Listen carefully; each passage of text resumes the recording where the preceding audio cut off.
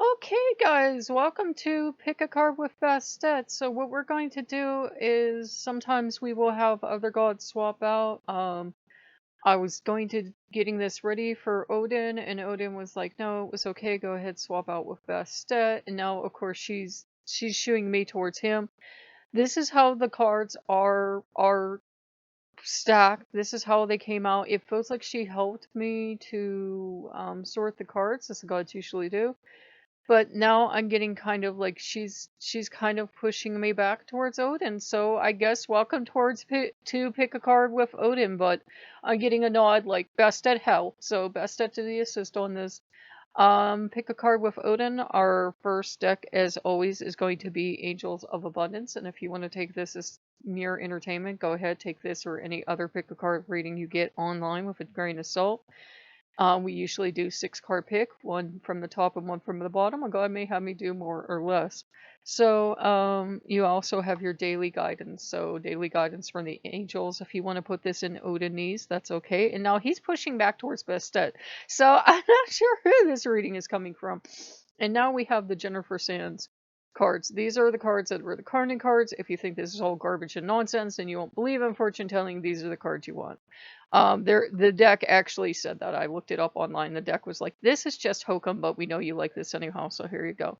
So your first card from the top from the Angels of Abundance deck is going to be, and maybe it will help us figure out who is ultimately responsible here. Visualize abundance in all forms. God gave you such great spiritual power that everything you visualize eventually becomes reality. Hold a steady vision of that which is beautiful, helpful, positive, and filled with blessings, and that is what you will experience. So there you go, visualize. Now, of course, that's kind of extreme New Age ease. What we would probably translate this into is we should have a good vision of the future. There's nothing wrong with positive thinking. There's nothing wrong with visualizing having success, whether you do sports or you're going to make a presentation or something. You should visualize yourself being successful. Don't sit there and think of everything that could go wrong, unless you're planning for something.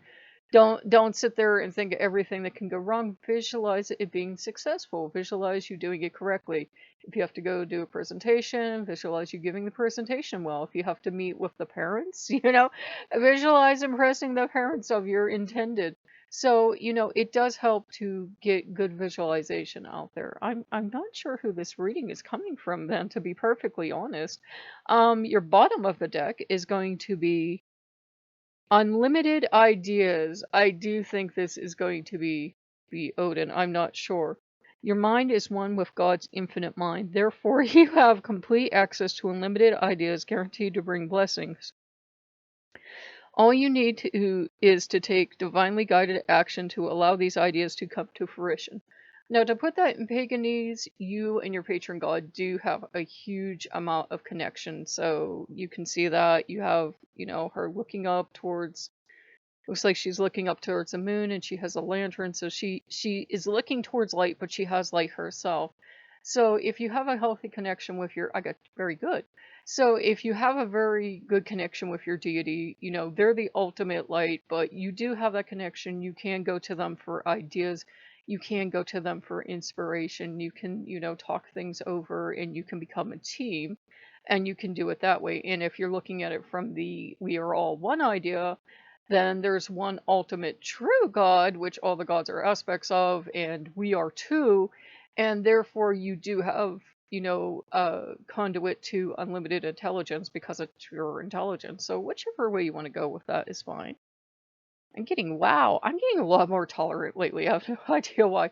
Here is the second deck. The one card wanted to jump out for you guys, the top card here. So your top card is going to be, there's nothing to worry about. So there you go. You are safe, and this situation is under the perfect control of divine providence and universal order. Only infinite loving thoughts and emotions into Only infuse loving thoughts and emotions into the situation to ensure the highest possible outcome flows effortlessly to and through you. So stop worrying, stop jamming up the flow of whether you see it the God's work or whatever with with worry. I've been reading through Diana's book, the rune book, and she talks about faith does help gods. Faith does help gods. It's kind of like rocket fuel for them, as Odin has put it to me. If you give them faith, if the god tells you there's nothing to worry about, and you go, okay, I'm gonna have faith in you, and even though you might feel a little worry come up, you let the worry go and you focus on the faith, it does help them do their job. God, thank you. Very good. I got go one down, please. Loki is jumping in here. So there's Odin, Bastet, and Loki. So you're getting 3-in-1 deal today. What a deal for you guys. Cupid. We send great rays of love into your heart and mind, awakening your love for life itself. Your clear decision to accept and enjoy romance has triggered this reawakening. Allow yourself to spontaneously celebrate love in all of its glorious aspects. That would definitely be a Bastet thing. That would definitely come from, I know Odin's not the god you think of love with, but whatever kind of love you have, a love or passion for what you do is just as good as romantic love. It says love in all its forms, right?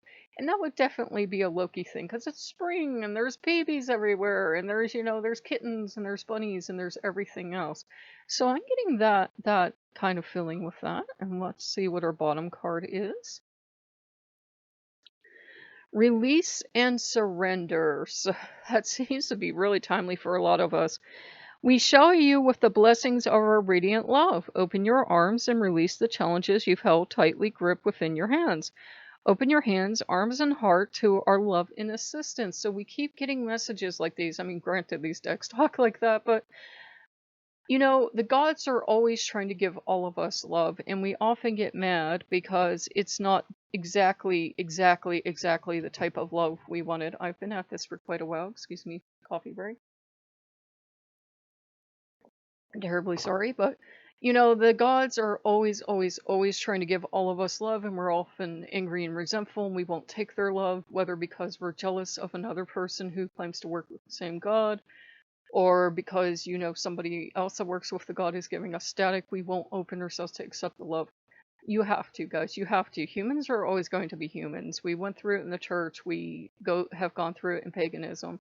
We'll always go through it. There will always be someone else in a group who doesn't like us or we don't like, and that's just the way it is. And you can't let those hard feelings in your hardening heart get in the way of your love with the gods. I got very good finally. So let's go to our third and final deck. Did you want me to go one up? I got no, but do the talk too. So who's in charge? I got everybody's in charge. So Loki, Bastet, Odin, you got 3-in-1. I kind of feel sorry for the people that skipped this one. So here you go. Top 2 for you guys. And I got, this is going to make sense. Okay. Female. Negative, demanding, egotistical, backstabbing, unfeeling, jealous, Mrs. Loveless. Woo! That Miss thing over there that you don't like, it could be her. It could be any gender. It could be any gender. Don't let female. But we all have run into this kind of person. We all see this kind of person in the media.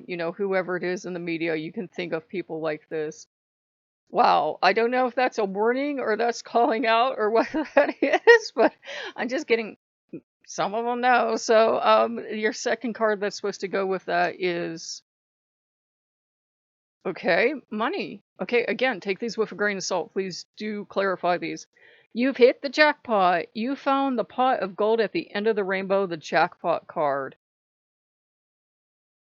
So you have this lovely personality and you have the jackpot.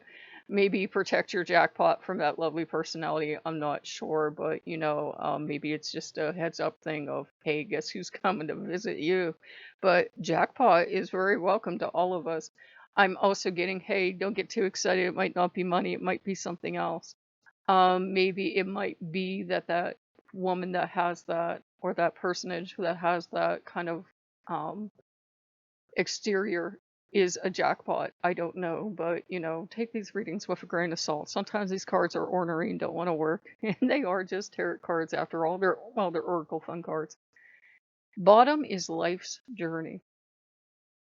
Okay, success in both love and work, good health, Optimistic future, success. So you are getting a lot of good stuff here. Yeah, the vague warning about the person that might not be like the most pleasant thing. Take all these readings always with a grain of salt, but definitely your life's journey, having success in both love and work. Um, Good health, optimistic future success. That's definitely a great card to end on. We hope you guys are enjoying these. They're getting excited. I think they want to bring new gods in, but you know, Vestout was just happy to help shuffle, and then she wanted Odin to have it. And Odin's like, ah, and then Loki's like, somebody has to be in charge. So we hope you enjoyed this one. If you guys like what you see, like, comment, subscribe, and we'll see you later. Bye bye.